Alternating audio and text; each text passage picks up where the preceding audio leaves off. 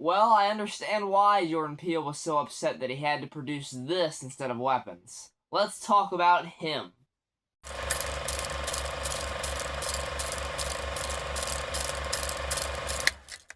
Hey guys, AJYT Abbott here. Welcome to my review for Him. This is a new sports horror movie. This is the first of its kind, I think. I'm really trying to wonder, is there any other movie that combines sports and horror together? I'm not so sure. Does it work? Do they balance it well enough? We're going to talk about it. This stars Tyreek Withers, who was in the I Know What You Did Last Summer requel that came out a few months ago, as well as Marlon Wayans, who is, of course, heavily involved in the Scary Movie franchise. He's also been in multiple other films, Requiem for a Dream, Don't Be a Menace, stuff like that. He's a very funny guy, but when he does do serious acting, he does it very, very well.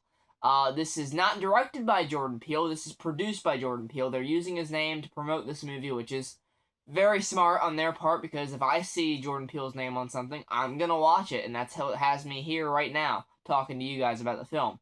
If you guys haven't seen Him yet, this will be a spoiler review, so if you guys want to go check it out and hear my spoilery thoughts, you want to go see it and come back, and we will talk all the spoilery goodness. Fair warning, I don't have any idea about football, very little. I watched the Super Bowl, but only for the commercials. Let me start off with the positives here really quick. Tyreek Withers and Marlon Wayans, both fantastic performances, really well done. Marlon Wayans plays that really, really disturbed, but also like comedic and yet really dark character in this star quarterback who has fallen on hard times. He got injured back in a game, and he's kind of made his way back into good graces with the public. He's been winning and winning and winning year after year, becoming the MVP year after year. But he's faced with the opportunity of, well, this new up-and-comer is trying to take my spot. It might be time for me to retire anyway, so let me try and train him to see what he can do, if he's worthy of taking my spot as the GOAT.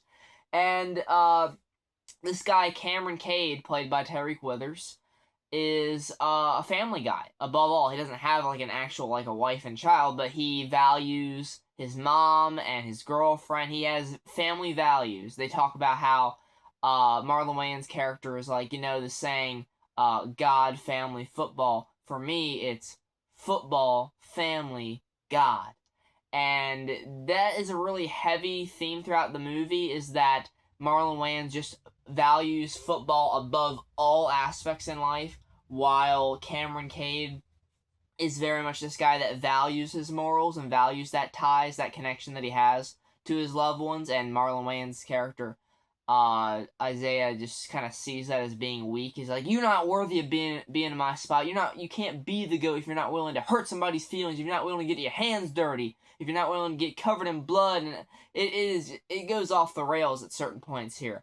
They go through some rigorous training, including a point where he has, Isaiah is telling him to throw the ball to these other guys, and whenever he misses or he fucks up, he doesn't get the ball to the other person fast enough.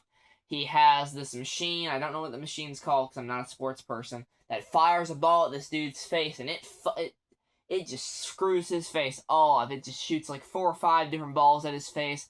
His face is bleeding, bloody, his eyes are all puffy and almost like disjointed. It is really unsettling imagery.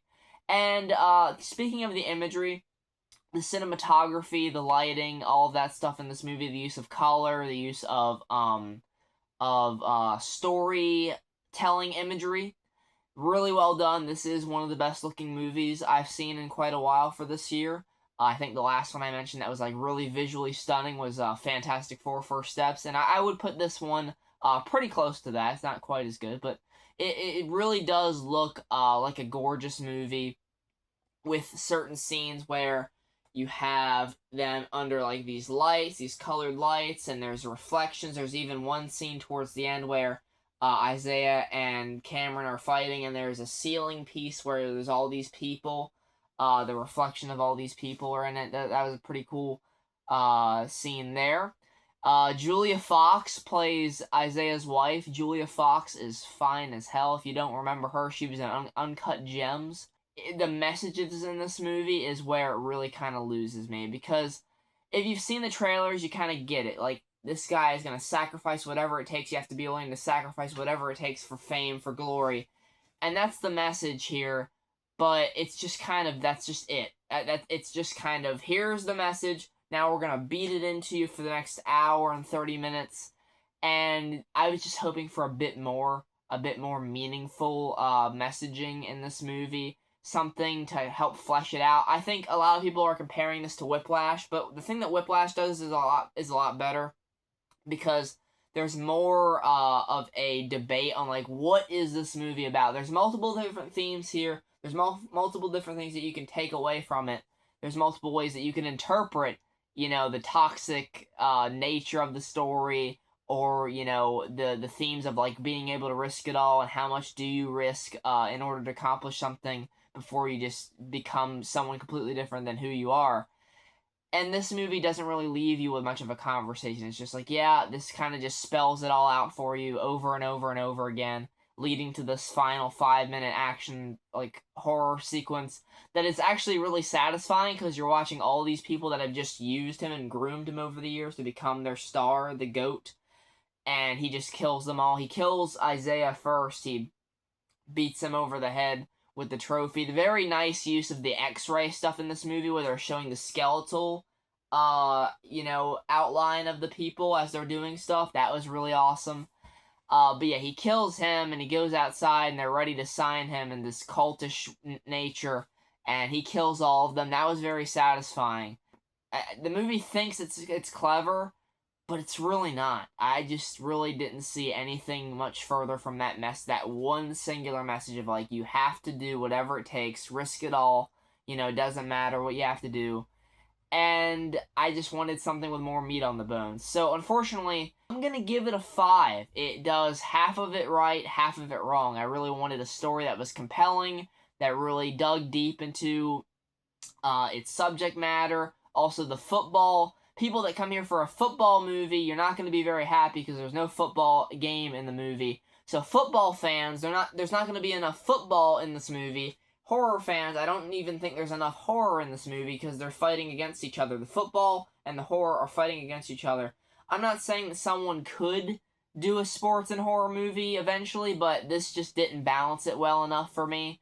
And I'm seeing a lot of that online as well, people agreeing with me on that. But yeah, go see The Long Walk. Please, go see The Long Walk, because I really want that movie to do good. Because it's fucking amazing, and I love it. So, that's gonna be my review for him.